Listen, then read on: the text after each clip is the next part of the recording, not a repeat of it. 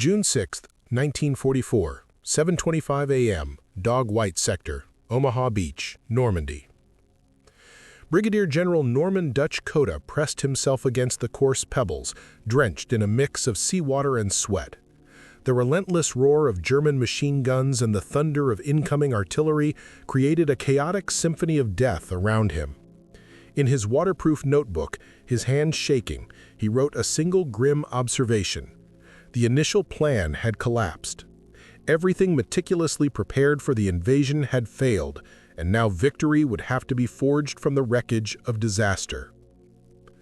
Peering over the seawall through binoculars, Cota confronted a reality that no briefing could have conveyed.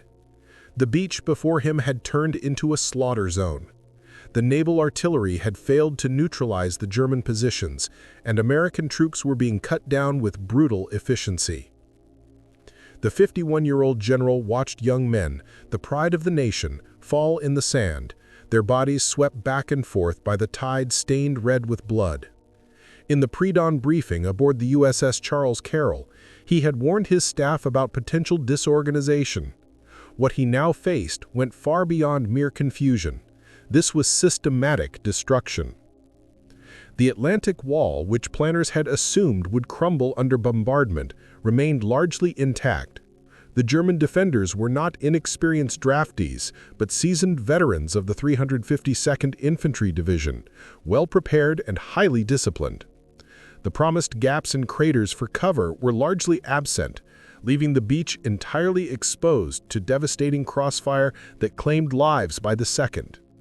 Within the first 2 hours, approximately 2,400 American soldiers became casualties, their sacrifice marking the brutal arithmetic of defeat across 300 yards of open sand. Yet amidst this carnage, a moment arose that would redefine the battle. Against all odds, the determination and leadership of one man would convert what seemed certain defeat into an improbable but decisive victory. Cota's efforts would become a pivotal factor in one of modern military history's most remarkable turnarounds. The roots of the catastrophe were laid months earlier, masked by layers of optimism and assumptions of superiority. As a senior advisor to Operation Overlord, Cota had been appointed Assistant Division Commander of the 29th Infantry Division, the unit assigned to Omaha Beach. Known as the Blue and Gray Division due to its composition of National Guard units from both northern and southern states, the 29th had no combat experience. They were to land alongside the battle-hardened 1st Infantry Division, the Big Red One, in what Allied planners confidently described as a straightforward operation against supposedly demoralized enemy forces. But Cota's insight told a different story. A year prior, during discussions on landing strategies, he had strongly opposed the plan for a daylight assault. He argued that strategic surprise was impossible under such circumstances, but tactical surprise, executed carefully, could dramatically influence the outcome. He advocated for a night landing, warning that a daytime attack would likely fail. His concerns were largely ignored.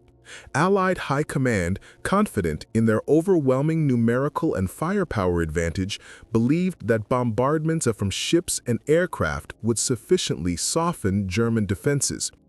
Troops were reassured that the beach would present minimal opposition. History would soon prove otherwise. Contrary to Allied intelligence assessments, the defenses at Omaha Beach were far from the underprepared second-rate units they expected. The 716th Static Division, largely composed of older soldiers and conscripted foreigners, had been stationed there, but in the weeks leading up to the invasion, they were replaced by the seasoned 352nd Infantry Division. These troops were hardened veterans from the Eastern Front, fully equipped with 88mm artillery, multiple mortar positions, and interlocking machine gun networks that covered every square meter of the shoreline. What awaited the Allied forces was a well-prepared, lethal environment rather than a weak garrison. Among the Americans approaching the shore was Private Harold Baumgarten of Company B, 116th Infantry Regiment, 29th Division. At just 19 years old and hailing from New York City, Baumgarten had joined the National Guard in search of adventure and relief from civilian monotony. On that morning, packed tightly into a landing craft with 30 fellow soldiers, he observed the French coastline growing steadily clearer in the muted dawn light. The naval bombardment intended to soften enemy defenses had already ceased, leaving the beach ahead disturbingly intact, a foreboding sign. Sergeant Robert Slaughter, from Company D of the same regiment, recalled the pre-invasion briefing, which portrayed the landing as almost trivial. They had been told the Air Force would decimate the German positions, the Navy would follow with an overwhelming bombardment, and the infantry would simply walk in to secure the area. Some men, expecting little resistance, were even disappointed at the prospect of missing real combat. Captain Charles Corrin, commander of Company K, 116th Infantry, approached the operation with caution. A college-educated Virginian who had risen through the ranks of the National Guard, Corrin recognized the overconfidence that pervaded the planning. Timetables were overly rigid, assumptions dangerously optimistic, and the emphasis on precision ignored the unpredictable nature of war. Military history, Corrin knew, rarely aligned with theoretical plans. At 06:30 H-hour, the first wave of soldiers hit the sand. Within moments, the meticulous plan unraveled into confusion and chaos. German machine guns, untouched by the inadequate bombardment, erupted from concealed positions in the cliffs above. Invisible from the sea, 88mm artillery pieces unleashed their destructive power. Company A, 116th Infantry, landing in the Dog Green sector at the base of the Verville Draw, was essentially obliterated within 10 minutes. Of the 230 men in the unit, only 18 survived without serious injury. The company commander, Captain Taylor Fellowers, was killed before even reaching the beach, and his second-in-command survived barely half a minute longer. Private Baumgarten's landing craft was struck directly by an 88mm shell, roughly 50 yards from the shore, detonating violently and scattering men and debris throughout the compartment. Against all odds, Baumgarten survived.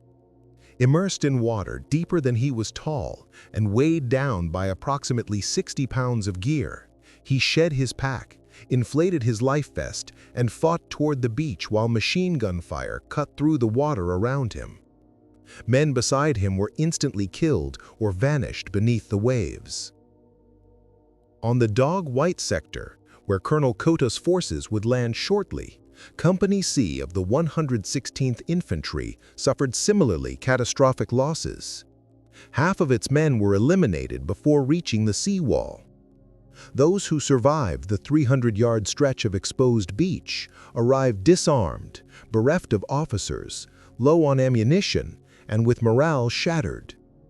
Pressing themselves against the 4-foot-high stone barrier, the only available cover, they awaited inevitable death. Even the 5th Battalion Rangers, elite soldiers specifically trained for such amphibious assaults, endured devastating casualties. Lieutenant Colonel Max Schneider watched helplessly as his leading companies were torn apart attempting to climb the cliffs. The Rangers' doctrine of relentless movement and aggression was rendered nearly impossible under such lethal conditions. At 07:25, Colonel Cota arrived in the second wave with additional elements of the 116th Infantry at Dog White sector. His landing craft immediately came under a withering barrage of machine gun, mortar, and artillery fire. 3 men were killed instantly as they exited the craft. Likely the oldest American on the beach that morning, Cota also held the distinction of being the highest-ranking officer present during the initial hours of the assault. What he witnessed was far from the predictions of planners. American soldiers lay dead or wounded across the sand and in the water, their equipment and personal belongings scattered, and burning tanks dotted the beach. Of the 29 Sherman tanks launched by the 741st Tank Battalion, 27 had been lost to the rough sea, and those that remained were immobile, flaming wrecks. Beyond the material devastation, the psychological impact was severe. Soldiers huddled by the seawall were dazed, leaderless, and momentarily paralyzed by fear. Weapons fouled by sand and water left them nearly defenseless, and the sheer horror of the scene froze their will to act. These men were not cowards. They were young soldiers thrust into a situation utterly unlike any training or expectation, facing overwhelming odds and unprecedented carnage. Lieutenant Jack Shea, aide to General Cota, remained close as the general moved along the seawall. At 24 years old and a native of Tennessee, Shea had accompanied Cota since their time in England and had never witnessed the general hesitate in the field. Yet on this morning, Cota paused for a long moment, taking in the overwhelming scale of destruction around them. Then, unexpectedly, he stood and began moving along the beach as though taking an ordinary stroll. Shea later reflected on the scene. In the midst of relentless enemy fire, the general simply walked forward, seemingly indifferent to the danger. At that moment, it appeared he had abandoned reason, but what followed would soon become legendary in military history. Disregarding his personal safety entirely, General Cota traversed the fire-swept beach, issuing orders, repositioning units, and coordinating their efforts. His leadership went beyond strategy and command. He reignited the fighting spirit in soldiers who had been paralyzed by fear. Upon encountering a group of Rangers pinned down near the seawall, he inquired about their unit designation. When informed they were the 5th Rangers, he delivered a phrase that would endure as their timeless motto: "Rangers, lead the way." In a separate encounter with soldiers frozen by terror, he spoke words that would resonate far beyond that day. "Gentlemen, we are being slaughtered here on the beaches. Let us move inland and face the same fate." The stark humor and clarity of purpose snapped men out of their hesitation, transforming fear into a resolve to fight rather than cower. Cota did not rely solely on words. When he observed a captain uncertain about how to assault a German strongpoint, he demonstrated the method personally. "Captain," he told him, "you and your men begin firing. I'll take a squad and show you how to clear the building. Watch closely. Learn from this, because I won't be able to do it for you again." After successfully leading the assault and neutralizing the position, he returned to the captain to ensure the lesson had been absorbed. Private First Class Charles Neighbor of Company C, 116th Infantry, recalled the psychological impact of Cota's presence. Soldiers who were close to giving up, crying, praying, even attempting to dig foxholes with their helmets, suddenly saw the general walking through the fire, cigarette in hand, calm and authoritative. Cota's words cut through despair. "Why are you lying there? Let's get moving." Witnessing a general move fearlessly under fire left no excuse for hesitation. One by one, men began rising, eventually forming cohesive groups. By 7:50 a.m., Cota led an assault off Dog White, advancing between German strongpoints WN-60 and WN-70.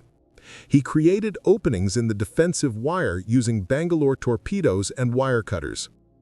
The first soldier through the gap was immediately struck down, freezing those behind him. Recognizing the need for decisive action, Cota charged across the open ground himself. Seeing their general personally lead the assault invigorated the men. They surged forward with him, climbing the bluff under direct enemy fire. Sergeant Jack Richardson of the 5th Rangers reflected on the moment. "We had been trained to endure, to never quit, but that beach had broken us." Then this man, who seemed ancient, charged as if he were 20. How could we not follow? Within 20 minutes, the 5th Rangers had advanced and expanded the breach. By 9 a.m., more than 600 American soldiers had reached the top of the bluff opposite Dog White and continued inland. The breakthrough was incremental, achieved through a series of tactical successes, silencing machine guns, crossing minefields, and taking enemy positions. Soldiers who had been immobilized by fear just an hour earlier now advanced with determination, emboldened by small victories. Cota's example produced a ripple effect along Omaha Beach. Once one group made progress, others found courage to do the same. Elsewhere, on Easy Red Sector, Colonel George Taylor of the 16th Infantry 1st Division drew inspiration from news of Cota's progress. Addressing his men with blunt clarity, he emphasized the inevitability of their peril. Those remaining on the beach were either already dead or facing imminent death. "Let's move out before it's too late," he urged, echoing the same resolute leadership that had transformed Dog White. Small units of infantry, frequently guided by junior officers and non-commissioned officers, began ascending the cliffs at various points along the beach. Rather than following the pre-established routes, which were effectively death zones, these soldiers improvised. They forged their own paths, cutting through barbed wire, neutralizing mines with bayonets, and scaling the bluffs with agility reminiscent of mountain climbers. Technical Sergeant William Wiederfeld of the 116th Infantry reflected on the transformation he witnessed among his men. It appeared as if they'd been resurrected. One moment they were exhausted and demoralized, and the next they were relentlessly aggressive, inspired simply by observing the determination of one general. The dramatic turnaround at Omaha Beach is best understood through first-hand perspectives. Each soldier underwent a personal transition from near defeat to active combat, yet all shared a unifying figure: Brigadier General Theodore Roosevelt Dutch Cota. Private First Class Felix Brum of Company K, 116th Infantry, recalled lying prone behind a fallen comrade, having abandoned hope, resigned to waiting for death. Cota appeared, walked directly past him, and issued a challenge to rise and engage the enemy. Brum felt compelled to act, unable to refuse the general's presence. Sergeant Lawrence Fitzsimmons of the 5th Rangers described the effect differently. Despite being elite troops, the initial assault left them shattered, half their officers lost within the first minutes. When Cota arrived and insisted they take the lead, it was perceived less as an order and more as a dare, an assertion that they proved their elite status. Motivated, the Rangers advanced with renewed ferocity. Captain Joseph Dawson of Company G, 16th Infantry, reported reaching the eastern bluffs with his men first, only to find themselves isolated under heavy fire.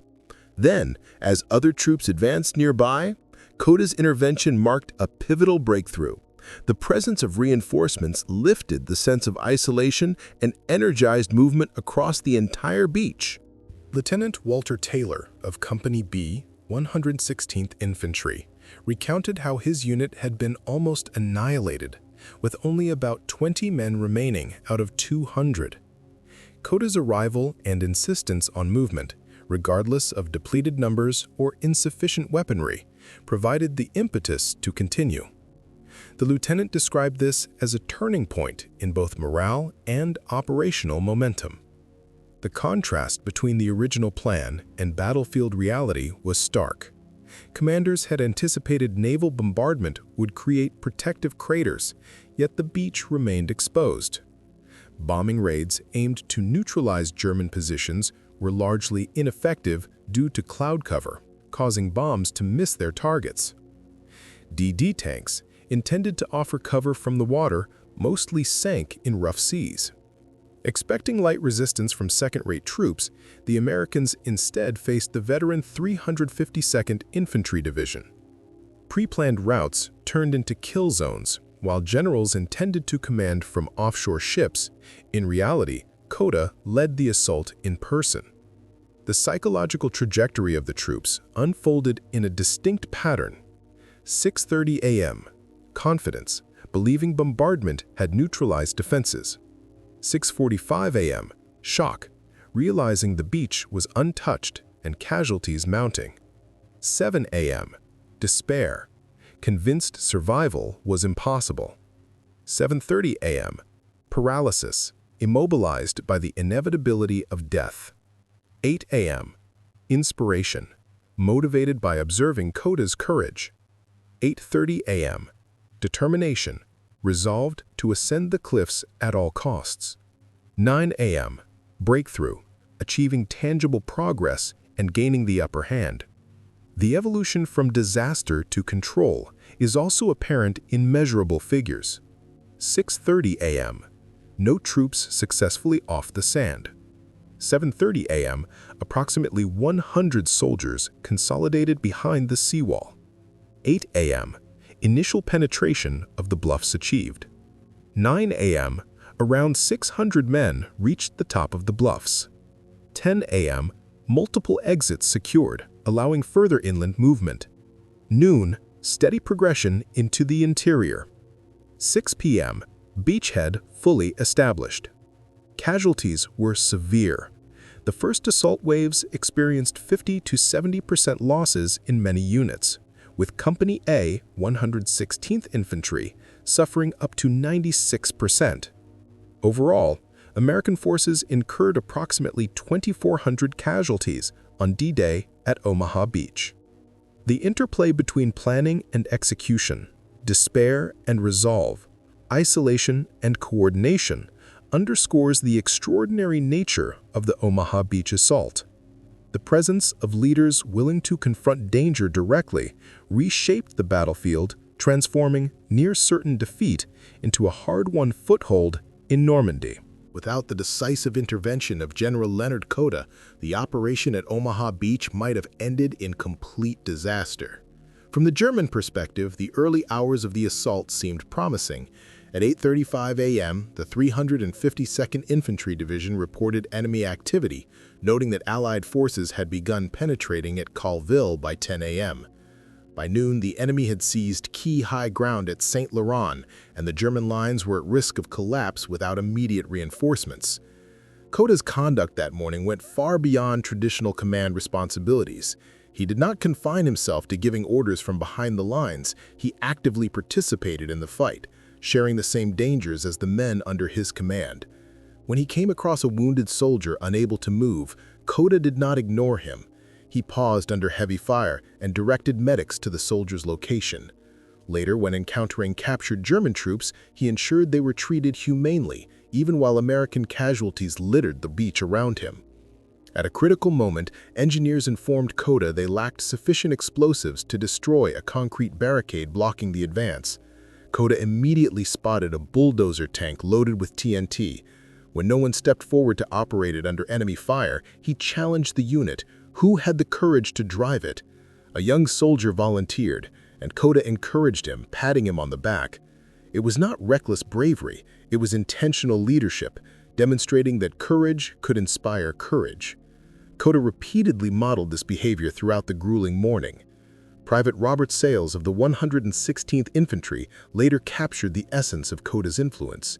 He wasn't invincible. You could see he was afraid, hands shaking as he lit his cigarette. Yet he did what needed to be done. Because he did it, we could too. The events of June 6th shattered long-held assumptions about American military doctrine. The established teachings from West Point and the Command and General Staff College failed under the realities of Omaha Beach. Conventional wisdom held that massive preparatory firepower guaranteed success. In practice, artillery and naval bombardments had little effect. Detailed planning, thought to prevent chaos, quickly became irrelevant.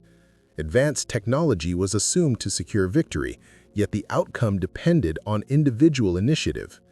Commanders were expected to direct from protected positions, but the personal leadership of generals like Cota proved decisive. Colonel Charles Canham of the 116th Infantry, who himself was wounded multiple times that day, later reflected, "Every manual, every exercise, and every assumption we trained under was wrong. We survived because one general abandoned the textbook and led from the front." Even German observers were astonished. Oberst Ernst Goth, commanding the 916th Grenadier Regiment, initially reported that the Allied assault was faltering at 7:30 a.m. Yet by 9 a.m., German positions had been breached in multiple locations. Confused by the sudden shift, they later learned that a general had personally spearheaded the attack, a revelation that explained the unexpected aggression of previously disorganized troops. Remarkably, Cota had anticipated the exact scenario that unfolded. On June 5th, aboard the USS Charles Carroll, he warned his staff that the landing craft would be delayed, troops would land in the wrong locations, and some might not be deployed at all. Unlike commanders who reassured their soldiers of perfect execution, Cota prepared his men for disorder and improvisation. He had meticulously studied historical amphibious operations and recognized that no landing ever went as planned. In England, he drilled his units in what he called broken field running, advancing through unpredictable obstacles, adjusting to sudden changes, and taking the lead when circumstances demanded it. Even the specific skills needed for Omaha, blowing gaps in wire under enemy fire, had been practiced in advance. Lieutenant Jack Shee later explained, "While other units rehearsed ideal landings, Cota trained us for complete chaos. What if there's no cover? What if tanks don't arrive? What if you're off course?" he asked. We thought he was eccentric. In reality, he was the only one prepared for what awaited us. The consequences of Cota's leadership extended far beyond the battlefield that day. By nightfall, Omaha Beach was secured, with 34,000 troops ashore despite the initial calamity. The link between Utah Beach and the British beaches was established, preventing a German counterattack and consolidating the Allied foothold at Normandy. Strategically, the breakthrough enabled the continued buildup of forces and ensured that German units could not drive the Allies back into the sea.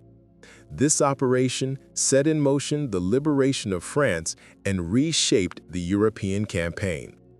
In the aftermath, U.S. military doctrine was revised to emphasize the importance of personal leadership over sheer firepower. The Ranger motto and principles of adaptive, frontline command became permanent features of officer training, while flexibility replaced rigid adherence to preset plans. On June 29, 1944, Cota received the Distinguished Service Cross for his extraordinary bravery, leadership, and unwavering commitment to duty. Many historians, including Stephen Ambrose, have argued that he merited the Medal of Honor, and efforts to recognize him posthumously continue to this day.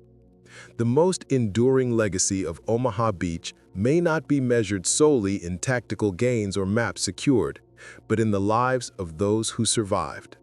Countless soldiers owed their survival to the decisive actions of General Leonard "Dutch" Cota. These men returned to civilian life, raising families, pursuing careers, and carrying with them the profound lesson from that harrowing morning. The courage of a single individual can transform imminent disaster into triumph. The impact of Cota's leadership can be traced in military records. Before his intervention, between 6:30 a.m. and 7:30 a.m., the situation was dire. German fortifications remained unbreached. Approximately 90% of troops were immobilized at the waterline or behind the seawall.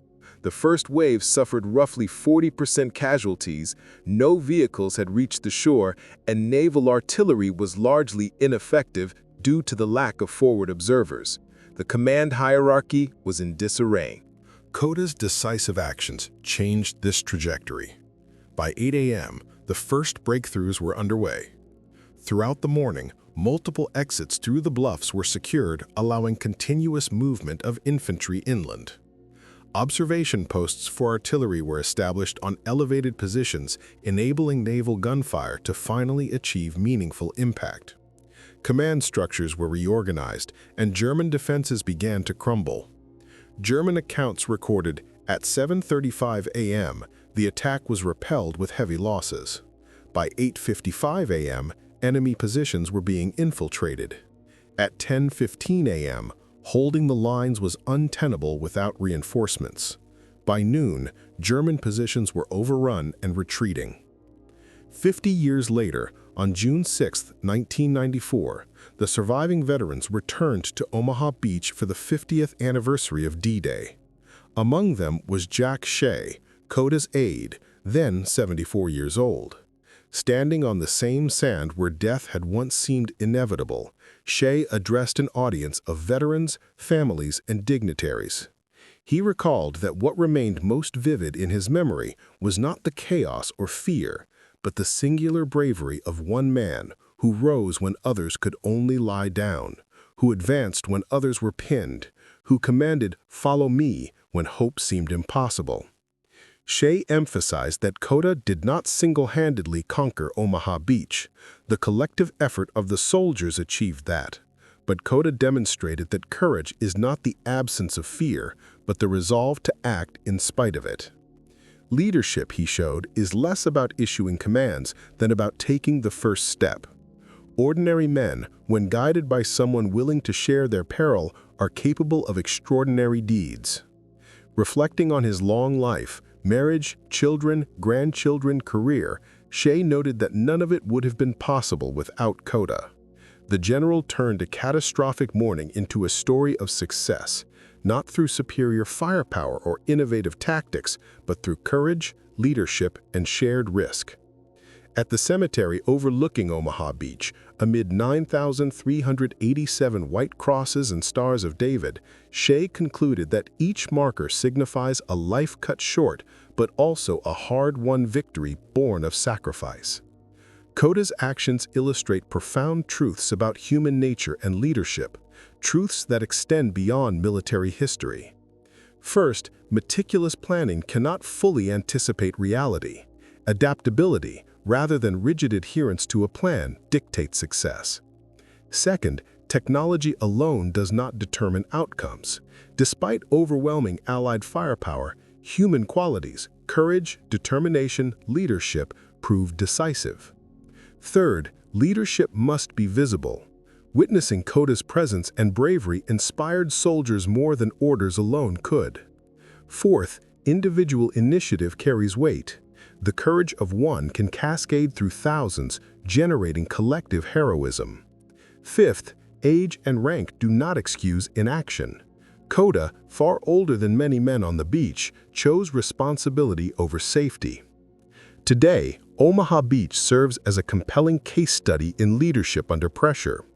Military institutions worldwide study Cota's actions. The U.S. Army cites him in leadership manuals, and his principles are echoed in training programs across sectors, from corporate management to psychology. The beach itself has transformed. Once a site of death and chaos, it now hosts peaceful visitors. Where defeat seemed certain, monuments commemorate resilience and triumph. The legacy of Dutch Cota demonstrates that from the gravest misfortune, extraordinary victories can emerge. Defeat becomes final only when accepted, and one person's courage can decisively shape the course of events. Omaha Beach remains an enduring testament to the power of leadership, bravery, and the human spirit in the face of overwhelming adversity. At the Normandy American Cemetery, a commemorative plaque honors the extraordinary actions of General Robert "Dutch" Cota. On June 6, 1944, when the Allied invasion of Omaha Beach faced near catastrophic failure, Cota's fearless leadership proved decisive. Amidst relentless enemy fire and overwhelming odds, his personal bravery transformed a potentially disastrous landing into a critical success. Generations of soldiers in later conflicts, Korea, Vietnam, Iraq, and Afghanistan, have cited Cota's example as a source of inspiration, recalling how he confronted impossible circumstances with unwavering resolve. Colonel Ralph Ingersoll, who later landed at Omaha on D-Day, reflected in his memoirs that the success of the beachhead relied not only on the valor of countless soldiers, but on the exceptional leadership of a few officers, with Dutch Cota at the forefront. He noted, "Omaha's success depended on him. Without Omaha, the invasion of Europe could have faltered, and without that invasion, the war could have continued for years." Cota's courage, he implied, resonated far beyond the immediate battlefield, shaping the course of the war itself. Military historians have repeatedly examined Cota's role at Omaha Beach, highlighting it as a defining instance of battlefield leadership. Stephen Ambrose, a prominent historian, described Cota's actions on D-Day as unparalleled in the annals of American military history. John Keegan, another respected military scholar, emphasized that Cota's contributions extended beyond the mere survival of the beachhead. They represented a vivid demonstration of what leadership truly entails under fire. Carlo D'Este, a biographer of Cota, argued that among the countless acts of bravery on June 6, 1944, Cota's leadership was unmatched, turning a tactical catastrophe into a strategic advantage. Joseph Belowski, historian of the 29th Division, observed that Cota's personal initiative and example were equivalent in impact to the deployment of multiple divisions of reinforcements. He consistently pressed forward, undeterred by machine gun fire, motivating his men to move off the beaches despite staggering casualties. According to the official history of the U.S. Army, the breach of Omaha Beach defenses was achieved by the courage and initiative of small unit leaders, galvanized by General Cota's direct leadership. German accounts also acknowledge the significance of Cota's command. General d'Artillerie Marx, overseeing the 84th Corps in Normandy, reported that while the initial American assault at Omaha Beach was repelled with severe losses, the subsequent breakthrough took the defenders by surprise, a success attributable solely to extraordinary tactical leadership at the front line. Cota's legacy extends beyond medals and monuments. The principles he embodied have been institutionalized in U.S. military education. The Ranger School, established in 1950, drew directly from lessons learned on Omaha Beach, emphasizing initiative, adaptability, and small unit leadership.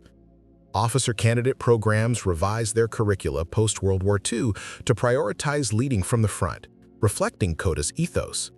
Infantry training mottos and doctrines still reference his actions, teaching young officers about the man who exemplified decisive leadership under extreme conditions.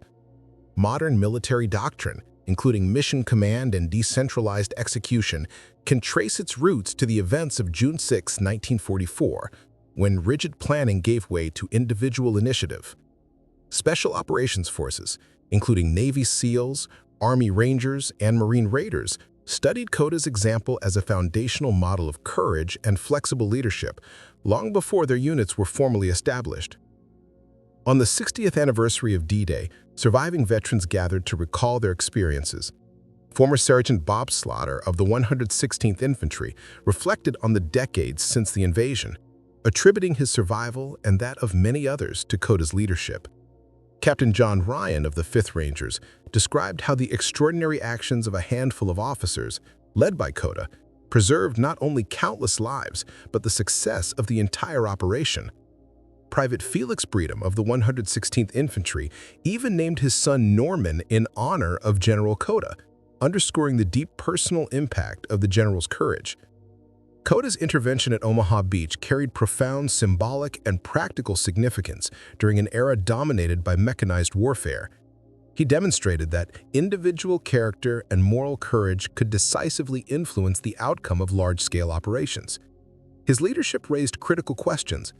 What drives men to follow a leader into nearly certain death? How can paralyzed or hesitant troops be transformed into aggressive fighters? How does one person's example inspire thousands? The answer lies in human nature itself. Soldiers emulated Cota because he never asked them to do anything he would not do personally. His courage was contagious, spreading throughout the ranks. Chaplain George Wood, who landed with the 29th Division, recalled witnessing both death and transcendence on that day. Cota's example reminded soldiers that some things are worth dying for, and perhaps more importantly, some things are worth living for: duty, honor, and solidarity with the men beside them. He illustrated that soldiers are moral agents, capable of choosing courage over fear, decisive action over paralysis, and ultimately, victory over defeat. General Cota's leadership at Omaha Beach remains a timeless study in courage, initiative, and the human dimension of warfare. proving that even in an era of machines and mass destruction, the decisive factor often remains the bravery and character of a single individual. Not everyone views General Cota's conduct at Omaha Beach through the lens of unqualified admiration. Certain military scholars contend that more thorough preparation might have reduced the necessity for the extraordinary acts of courage he displayed. Observers have noted that Cota's foresight regarding potential catastrophe raises questions about why preventative strategies were not implemented sooner. Colonel S.L.A. Marshall, who served as the official historian of the U.S. Army, remarked, "Cota's bravery was indisputable. Yet the fact that a general had to personally lead assault squads underscores a deep deficiency in planning and operational readiness." Similarly, British military observer Brigadier David Baluch highlighted a broader issue, stating, "The American inclination to glorify individual valor can sometimes mask systemic shortcomings. The heroism witnessed at Omaha Beach was necessitated by flaws in intelligence, miscalculations in planning, and tactical errors." While such criticisms hold some validity, they overlook a critical truth. The nature of war is inherently chaotic, and no strategy survives unscathed when met with enemy resistance. The true genius of Cota lay not in averting disaster before it struck, but in his ability to respond and adapt amid it. He recognized that flexibility and decisiveness in the face of unforeseen challenges were more decisive than flawless planning. The most significant accomplishment at Omaha Beach was not measured in tactical gains, but in its psychological impact. Within the span of 3 harrowing hours, American troops transformed from a state of near defeat to one of determined victory. This profound shift in morale, catalyzed by a single leader's example, proved far more influential than any numerical or material advantage the Allies possessed. Private Harold Baumgarten, who had begun the day anticipating an uncontested landing, emerged from the water hardened by combat, ultimately claiming the heights above Omaha. In his memoir, he reflected, "I entered the surf as a boy. I left as a soldier. The beach tested us, and General Cota ignited our resolve." The effects of this transformation extended beyond individual soldiers, shaping the ethos of the U.S. Army itself. Prior to Omaha, remnants of the citizen-soldier mentality lingered, a belief that sheer American spirit could compensate for professional military skill. Following the events at Omaha, the Army internalized a more nuanced understanding. Morale must be supported by competent leadership. Courage is contagious when modeled by example, and genuine victory comes at the cost of sacrifice. The ramifications of Cota's leadership on Omaha Beach reverberated through the remainder of the Second World War. Without the success achieved there, the Allied invasion could have faltered entirely, potentially allowing German forces to focus their defenses on other landing zones. A failed Normandy operation might have prolonged the European conflict for years, provided the Soviet Army the opportunity to dominate Germany, and altered the geopolitical contours that would shape the Cold War. The scale of potential loss of life was staggering. However, the triumph at Omaha secured the crucial beachhead, allowing the liberation of France to continue as scheduled. German forces were forced into a 3-front conflict, and the war in Europe concluded within less than a year. Western Europe was restored to democratic governance, NATO's foundation was laid, and the post-war world order that defined the latter half of the 20th century began to take shape. Historian Max Hastings emphasizes that the line between success and catastrophe on Omaha was exceedingly thin, and that Cota's decisive intervention was a pivotal factor. It is not an exaggeration to suggest that the course of modern history was influenced profoundly by the courage of a single officer on one morning. The personal toll on Cota, however, was substantial. Leading from the front meant embracing the likelihood of death. He had a wife, Connie, awaiting him in England, and a son, Norman Jr., serving as a pilot. Despite every incentive to protect his own life, he repeatedly placed himself in mortal danger. After the war, Cota rarely recounted his D-Day experiences. When pressed, he would offer only, "I did what any officer should do, lead his men." This humility obscured the extraordinary nature of his deeds. Few officers possessed the combination of bravery, judgment, and initiative required to act as he did. Cota retired on June 30, 1946, as a permanent major general and lived quietly until his death on October 4, 1971, at age 78.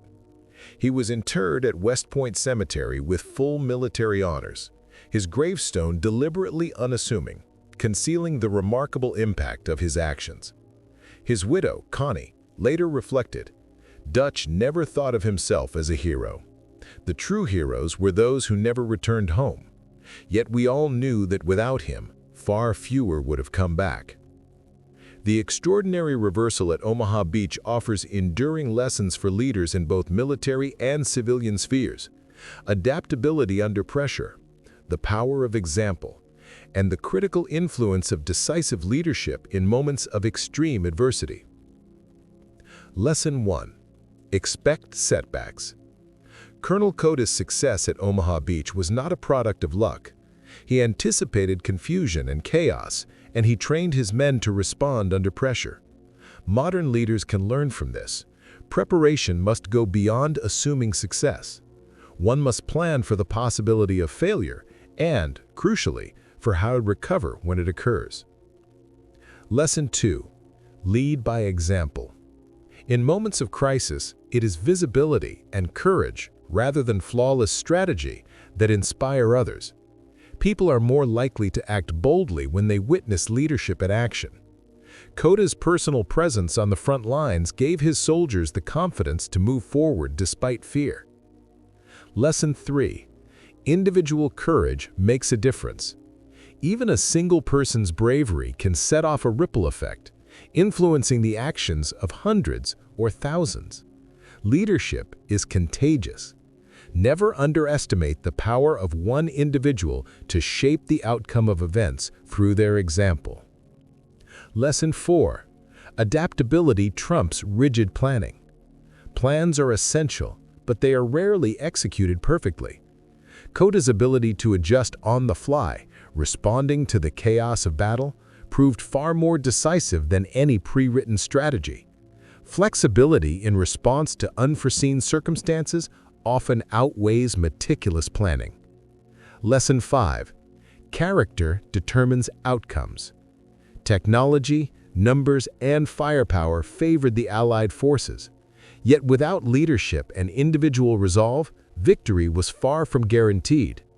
Courage, determination, and steadfastness under pressure proved to be the ultimate decisive factors. On June 6, 2014, the 70th anniversary of D-Day, a final reunion of Omaha Beach veterans took place.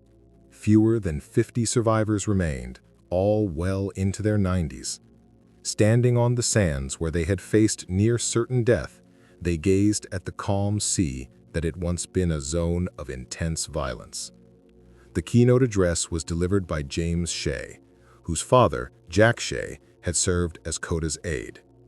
James read from his father's final letter, written shortly before his death in 2011.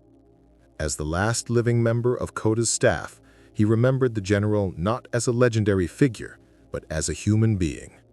That morning, Cota experienced fear just as everyone else did. His hands trembled, his voice wavered, yet he carried out his responsibilities. This is not mythic heroism, it is human courage, and that is what made it extraordinary. Heroes are not people who lack fear, they are those who act despite it. True leaders are not those who send others into danger, they are the ones who step forward first. Success is not guaranteed by overwhelming strength alone, it comes from a refusal to succumb to defeat. Every generation encounters its own Omaha Beach, moments when catastrophe looms and decisive action is required. The question is not whether such trials will appear, but whether someone will rise to the occasion. General Cota demonstrated that a single individual can alter the course of events, turning potential disaster into triumph. To those who come after, the lesson is clear. When crisis strikes and hesitation spreads, remember a general who advanced under machine gun fire, who guided frightened soldiers up near impossible terrain, who transformed the direst circumstances into victory. You too can be that person. You too can influence outcomes against daunting odds. Today, the beach is tranquil. Visitors arrive to witness a place of historic significance.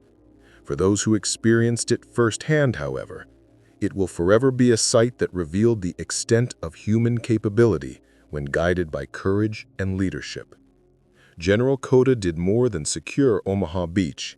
He showed soldiers how to conquer their own fears and avoid defeat, proving that triumph is possible even in the bleakest hours if someone has the courage to say, "Follow me." The statistics underline the scale of the operation. On D-Day, 34,000 troops landed, increasing to 43,000 by the following day, and 100,000 within 5 days. Casualties were heavy, roughly 2,400 on the first day, climbing to 4,000 by nightfall on June 6th to 7th, with the entire Normandy campaign claiming 206,000 Allied lives. Despite these numbers, the forces secured 5 miles of coastline, captured 10 square miles on D-Day, and liberated 1,500 square miles within 30 days, with France fully freed in 85 days. Cota's personal leadership was pivotal. By 7:50 a.m., his men achieved the first successful breach. Over 600 troops had reached the heights by 9 a.m. 5 exits were opened by midday, and the entire beach was under Allied control by nightfall. His actions exemplify the profound impact one committed leader can have in moments of extreme challenge. Military analysts estimate that without the critical breakthrough at Dog White, Allied forces might have suffered an additional 5,000 to 10,000 casualties during the Normandy landings. Evacuation from the beaches would have remained feasible, but the invasion itself risked failure. The conflict could have been prolonged by at least 1 to 2 years, potentially resulting in an extra 500,000 to 1,000,000 deaths. Today, the name of Norman Dutch Cota is commemorated at numerous military sites across the United States. At Fort Benning, the Cota Bridge stretches over Victory Pond. West Point hosts Cota Hall, home to the Department of Military Instruction, and Camp Cota in Vermont functions as a National Guard training facility. Yet Cota's most enduring memorial is intangible.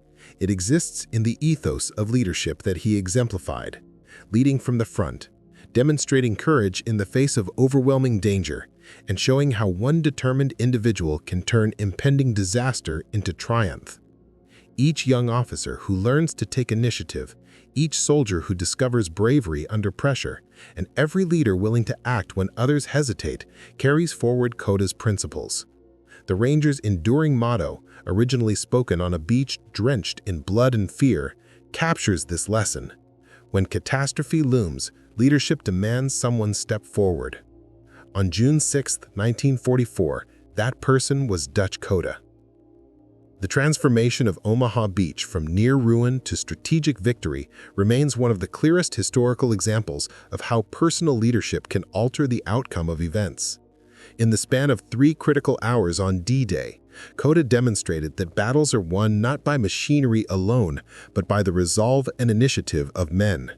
He proved that leadership requires action, not just instruction, and that courage can radiate outward from a single source to galvanize thousands. Landing on a beach where defeat appeared inevitable and death seemed almost certain, Cota encountered soldiers immobilized by fear, suppressed by superior enemy fire, and left unsupported due to flawed planning. Through direct engagement, fearless example, and motivating presence, he converted demoralized troops into effective, victorious combatants. This episode resonates across generations because it speaks to enduring truths about human behavior. Everyone faces moments when circumstances appear hopeless, when fear immobilizes, and when failure feels unavoidable. Cota's actions illustrate that such situations can be reversed through decisive courage and leadership. By personally leading assaults and demonstrating behavior rather than merely issuing orders, he set a model for what genuine leadership entails, leading by example rather than relying solely on rank or authority. Veterans who survived Omaha Beach carried the lessons of Cota's leadership into their post-war lives. They approached reconstruction, family life, and civic responsibility with the same determination they displayed on the Normandy cliffs.